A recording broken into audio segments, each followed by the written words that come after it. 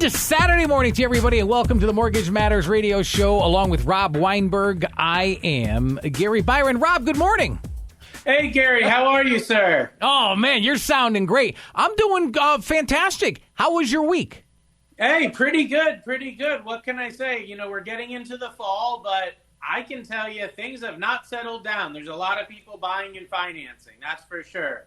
Oh, that's good. That's good. You know, I know it's slow, but slow is better than zero, right? So, I mean, something's better than nothing. Oh, yeah, you got to take the good with the bad. Like we talked about last time, it's, you know, ups and downs. It's cyclical in the real estate industry. So for a lot of people right now is down, but, you know, we're cranking it out and we're definitely helping home buyers and people even refinancing nowadays, believe it or not. So lots of opportunity and, you know, just taking it day by day, Gary. It's all you can do, my friend. I always say, you know, one day at a time, and every day is a blessing. And I don't just say that, man. I mean that. So, hey, listen, I noticed, you know, there's a few more houses on the market in September than there were in July or August. Not as many as maybe April, May, June, but it's not as, you know, it may be slow, but it wasn't as, the inventory is a little better. I would presume that continues right up until, you know, through October and maybe into a little bit of November. And then once the holiday, you know, the Thanksgiving through Christmas or New Year's gets here, it'll be once again, get back to being slow again. I mean, that's just the normal seasonality of it. Yeah. I think this year you got a few people that were holding out, you know, they were holding out listing their homes for this or that reason. And the closer we get to the end of the year, the more scared they get. Like, have we seen that peak? Should I list my house now? And the more we get into the winter with those additional expenses that come from owning a home in the winter, people start getting a little bit scared that they're going to have to hold their house, you know, through the winter season and they're going to have these extra expenses.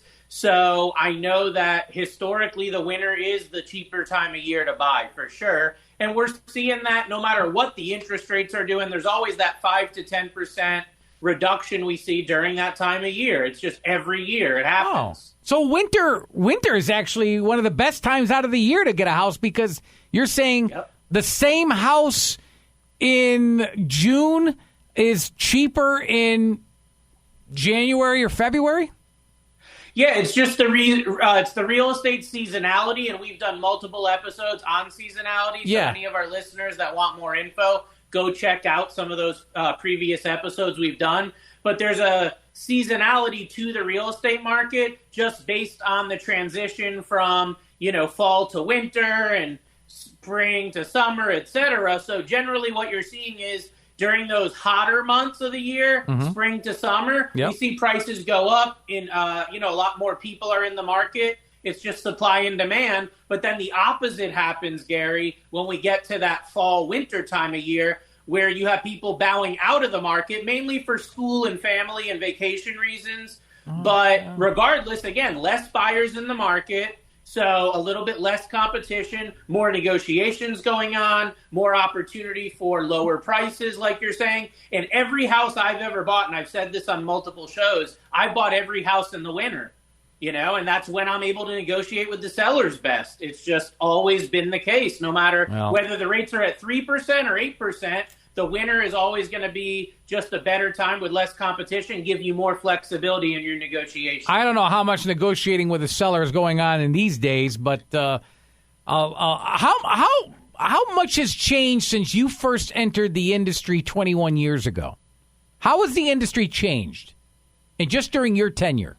A lot of changes, obviously, with the rates being volatile. We've talked about there's changes every year with the seasonality up and down, the boom and bust cycles, right? But I would say the number one change is the technology that has been used in the real estate industry, not only for buying and selling homes with real estate agents, but also for the financial piece, the mortgage, getting the mortgage process.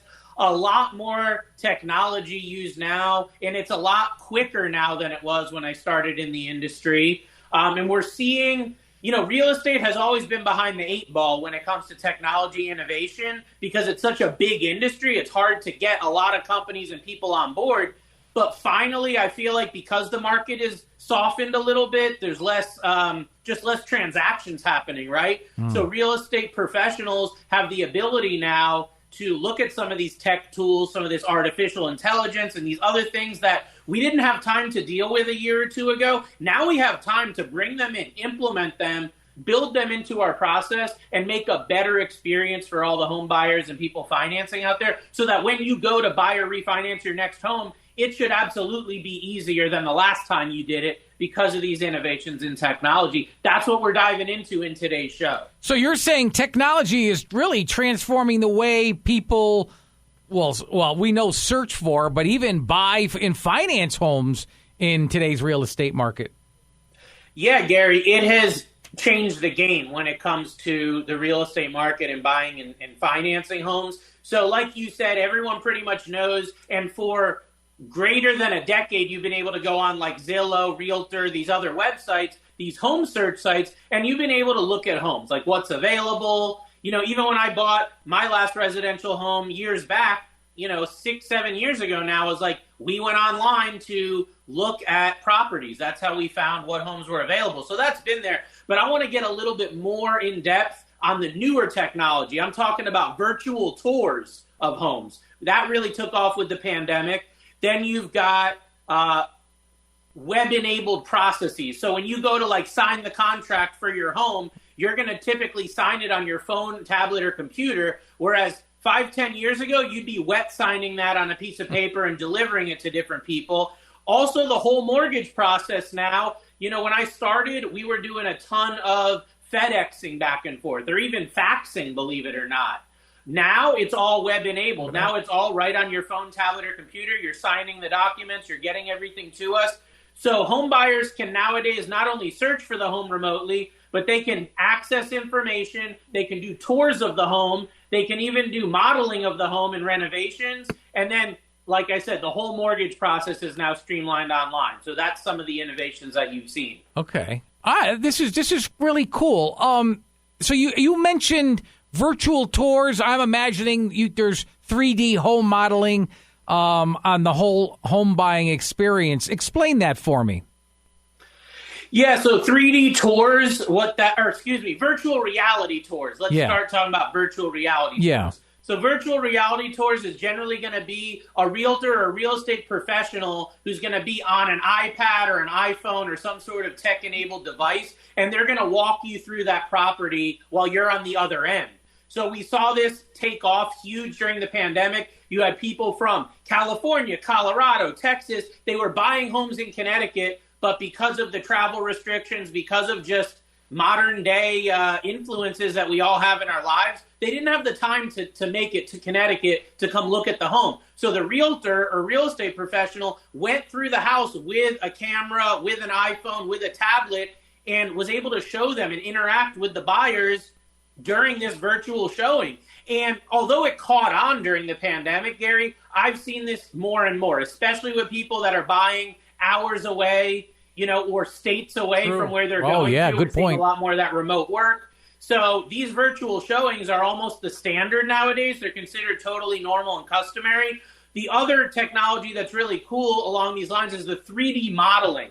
So 3D modeling allows a buyer to explore a property from the comfort of their own home, maybe using virtual reality goggles, maybe using a tablet or computer, web browser, that sort of thing. But it gives you an immersive experience as if you're in the home. So it really helps you as a buyer visualize the space, figure out furnishings. Where am I going to put my couch? What are the measurements? Interior decorating, different places and measurements of where you're going to put different pictures and just different interior decorating options. And then floor plan modification. Sometimes you might go in a house and go, oh, we need to knock that wall down, or what's behind this wall, or that. You can do all that with the 3D modeling programs. And this is like cutting edge, whereas before it only would be used by professionals. Now it can actually be put in the hands of the home buyer to allow you to really understand what are your opportunities, what are your options with that home. And it's top of mind now more than ever because of the low inventory. You might have to buy a home that requires some work, requires some repair, requires some renovation. So the 3D modeling is huge, and the virtual reality tour is just to give you that ability to be immersed in the house before you actually go there. What about blockchain technology? What role is it playing in real estate transactions, especially regarding property records and security? Yeah, so blockchain technology is something that I've been excited about because of the actual potential in real estate and in the financial industry in general. So let me step back for a lot of our listeners that may be newer and talk about blockchain technology and what that is. So you may understand or know of Bitcoin, Ethereum, and some of the cryptocurrencies. So those are currencies that use blockchain technology. So we're talking about using the same technology on the blockchain, but using it to actually help facilitate the process of buying, selling, and financing a home. So what this does is the blockchain ensures a secure transaction, a transparent transaction, and tamper-proof. Tamper-proof is huge because with this advent in technology, you've seen more crime, right? You've seen cybersecurity risks and things that we'll talk about.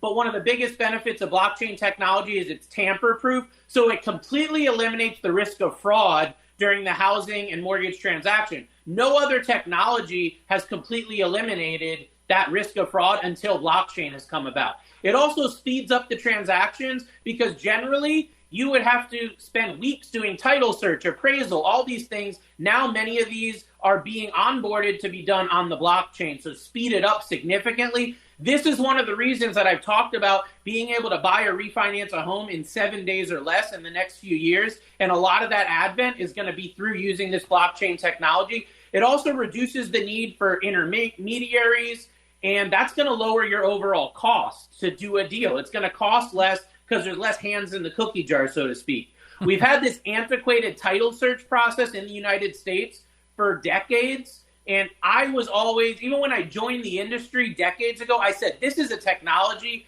that needs to change. This title search process, it had always taken weeks to be done. And I'm like, this should be done in minutes or days. Blockchain and the implementation of blockchain in real estate is going to revolutionize title search to where title searches, instead of taking a week or two, they're going to take a couple of minutes. Okay, that's huge because that's one of the biggest pieces of the puzzle that bogs down a real estate transaction is a title search, and that's coming. It may take a little bit, but once that's implemented, it's huge. And mortgage verifications. A lot of people don't realize that during the process of getting a mortgage, there's a lot of verifications that go on behind the scenes. Employment verifications, tax verifications with the IRS, bank account verifications with financial institutions. And blockchain is going to revolutionize that because once all that data goes to the blockchain, again, we're going to be able to take things that are very costly and take hours or days and turn that into minutes. And that's going to completely compress the transaction time of a real estate deal. Whether you're buying, refinancing, selling, it's going to compress that down, I believe, to about a third of the time of what it takes today. And there might even be a time, maybe it'll be decades from now, but there might be a time that you'll be able to literally go online and buy a house in less than a day or two. That's incredible. And I know that sounds crazy, but everyone said closing a mortgage even in 10 or 15 days was crazy a decade ago, and we're doing it every day. So this is what's to come, and this is one of the reasons why I'm so excited about blockchain in the real estate market. You know, AI-driven algorithms, they're becoming more prevalent in the mortgage industry. So how are these algorithms helping lenders and homebuyers, for that matter? Yeah, so AI's been all the rage lately. Everyone's heard about ChatGPT and just a zillion new AI tools, pretty much the hottest thing in the market right now. And what AI is doing for mortgage is it's helping us enhance the mortgage process by automating certain tasks. Specifically, credit assessment and underwriting is being outsourced to artificial intelligence. And what I'm seeing is when an underwriter used to have to sit there and do calculations, now those calculations are being done by AI, by artificial intelligence, and then they're just being double checked by the human, by the underwriter. So instead of maybe only dealing with, say, 5 files a day, a mortgage underwriter can deal with 50 files a day. So the work productivity is enhanced substantially because a lot of that manual labor and calculation is now being done by technology the way that it should be, right? So that's huge. Quicker loan approvals. Loan approvals used to take weeks. Now they're taking hours or days. So that's definitely a big piece of the puzzle with AI helping. Lower interest rates are really an overall idea behind this, because the lower the cost is to generate a mortgage, the lower the cost is to manufacture a mortgage loan, the lower it's going to cost the consumer in the end.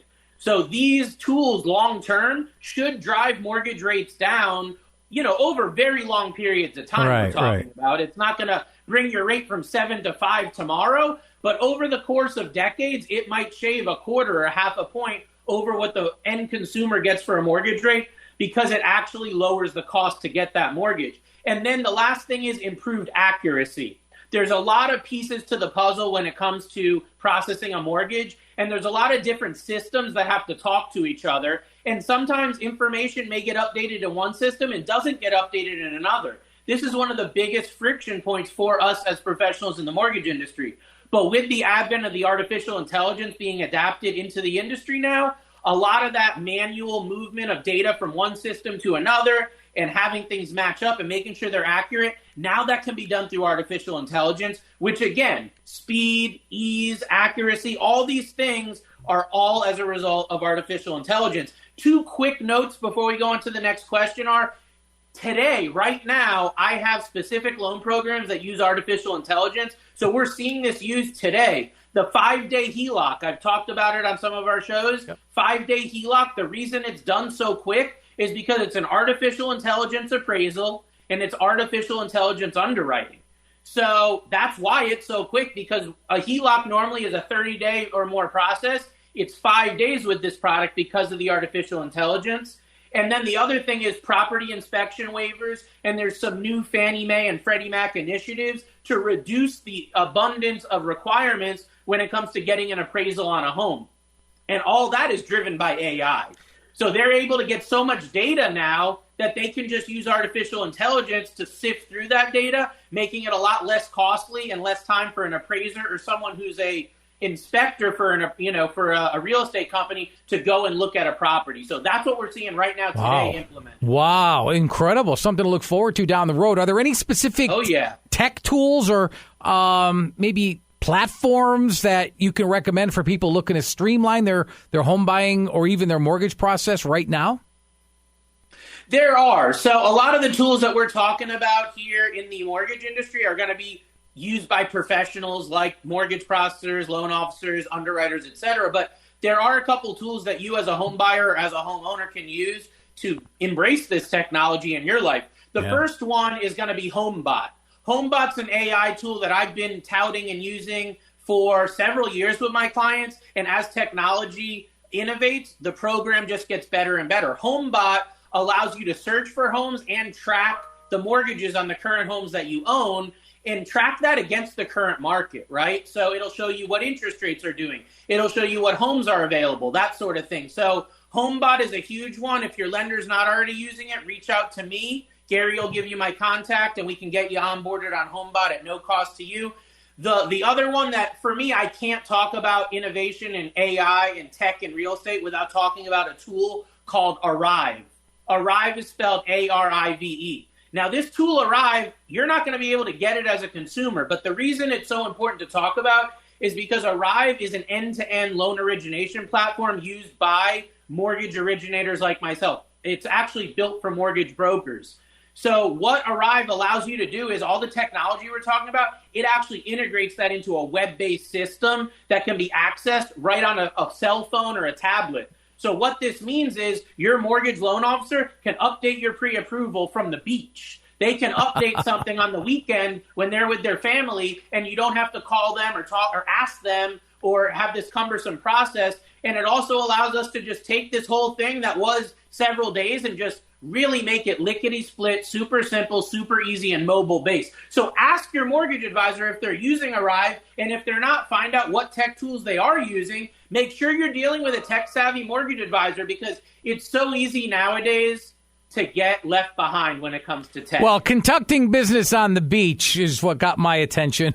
With the rise of online mortgage lenders, how can borrowers be sure that they're getting the best possible mortgage deal while working in the digital environment.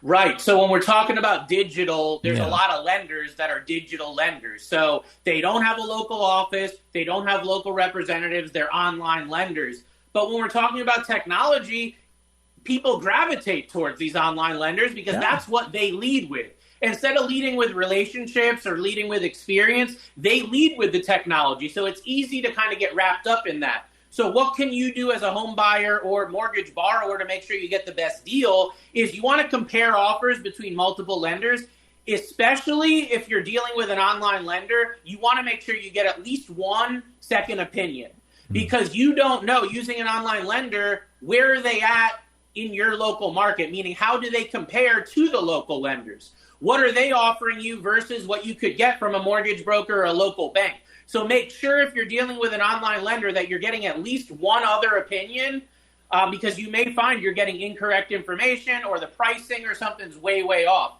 You also want to work ideally with a wholesale mortgage broker like myself who works with hundreds of banks because I can pull your credit one time and shop you with hundreds of banks. If you try to do that on your own, you're going to have a credit pull from multiple lenders and have to spend that time applying with multiple lenders. So I think for that reason, one phone call or one contact with a wholesale mortgage broker can be worth its weight in gold because we deal with the online lenders, but we also deal with the brick and mortar lenders to make sure you get the best deal. And that's really what it's all about. The last thing you want to do is verify the legitimacy and the reputation of whatever lender you're working with, but especially the online lenders. So you want to vet them through Google reviews, through Yelp, Facebook.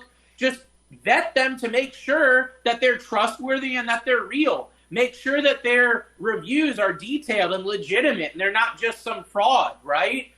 Go and make calls and do your extra research and due diligence and make sure that you're working with the right person.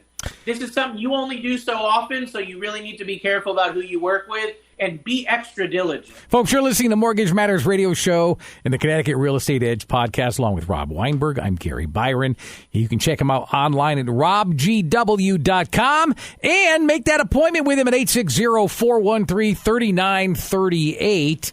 What are some of the cybersecurity challenges that's associated with real estate tech? And really, how can both the buyers and the lenders protect themselves? Yeah, so one of the biggest issues about implementing this blockchain and AI-driven technology into real estate is cybersecurity. There's a lot of money at stake here, a lot of money. And when hackers and fraudulent people and scam artists understand that, they try to devise ways to get in between that and get in between you and your hard-earned money. So we're talking about data breaches. Data breaches are getting more and more common every day. And fraud as well. There's a lot of wire fraud going on right now where hackers and scammers will pose as a real estate attorney or real estate office or paralegal, and they will then transmit fraudulent wiring instructions for your closing. And this is happening more and more. So this is something you want to be super diligent with is all this fraud. So you want to use secure email. You want to use encrypted tools like we were talking about with the tech tools like Arrive, encrypted platforms. You want to be extra diligent when it comes to strong passwords. I know it's a real pain to add the extra apostrophes, exclamation points, and numbers, but this is a place where it really makes sense to do that extra verification. The two-factor authentication, those extra things you want to be careful of and stay vigilant when you're talking about this online real estate and mortgage. And stay vigilant against phishing attempts. Phishing attempts are when they act like they're somebody else. Right. You think it's Citibank or you think it's Bank of America, but it's really a hacker. Or maybe in the case where you think it's your real estate attorney and it's a hacker sending you information. So pick up the phone and make the call. Send the message. Double check everything to make sure you don't lose your hard-earned money. All right, last question for you, Rob. Are there any emerging technologies or maybe trends that are on the horizon that could further disrupt the real estate and mortgage industry? Yeah, so one that we've seen right now in retail that hasn't been adapted yet in real estate are AI-powered chatbots. So when you go to have a return or an issue at a normal retail store, now you can do it through AI chatbots. That's going to be the case with real estate. I think real estate agents and mortgage companies are going to start using AI-powered chatbots to answer routine calls and messages from clients. So that's a big one. Blockchain for smart contracts. We talked about blockchain. So I think mortgage contracts and mortgage notes are going to be moved all onto the blockchain ultimately. And then there's something called IoT, or Internet of Things. This is the next phase of technology coming out, and this is going to revolutionize home automation. So like your refrigerator will be connected to the internet, your thermostat, your lights. Well, they already have apps that do that. Yeah, they have apps that do that now. Apps that do that, yes, and those are cutting edge. But I'm talking about your entire home being put onto the Internet of Things, to where I could go on right now and know what's in my refrigerator if I'm at the grocery store. Do I need new milk, or do I already have milk? And if I do have milk in the fridge, when does it expire? Those are things we're going to be able to uncover and implement with this Internet of Things. So I know it's a long time coming, but these technologies, Gary, are going to revolutionize the way not only people buy and sell real estate, but also the way people live in their homes. And it's going to give more value to living in your home when there's more you can do there, right? Let's just hope it doesn't get hacked into. Exactly. Wow. I mean, you've got me excited here on many fronts. It sounds like, technology is alive and well in not only the real estate industry, but even the mortgage industry as well. That's exciting. It's alive and well, Gary, and I was definitely not seeing it till recently, but we are rocking and rolling. You must be excited, Rob. Super excited, because I'm implementing the technology we're talking about. It's one thing to talk about it. It's another thing to implement it. And literally every day I'm implementing new technology in my business and for my clients. And the reception is unbelievable. Everyone is so excited, and I'm happy to bring it to you. All righty. Folks, if you like more information on this episode or any of the others that we have performed for you in the past, it's very easy to watch this on demand at your convenience. Simply head over to Rob's website. It's www.robgw.com. That's robgw.com. If you'd like to send us a question, maybe we can get it answered right here in these very airwaves.